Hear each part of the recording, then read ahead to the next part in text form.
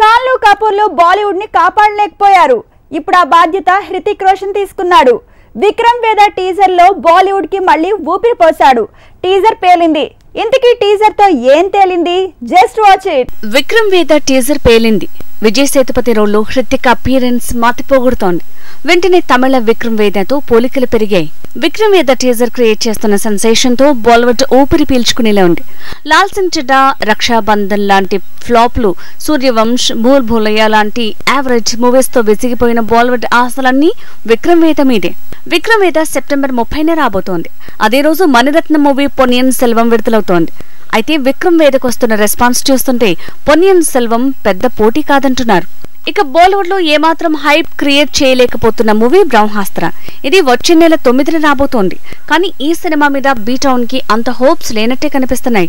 Single block buster లేక తికమక పడుతున్న బాలీవుడ్ ని గట్టెక్కించగల హీరో హృతిక్ రోషనే అంటున్నారు. విక్రమ్ వేద రీమేకే బీటౌన్ ని ఫ్లాప్ల షాక్స్ నుంచి కాపాడుతుందంటున్నారు.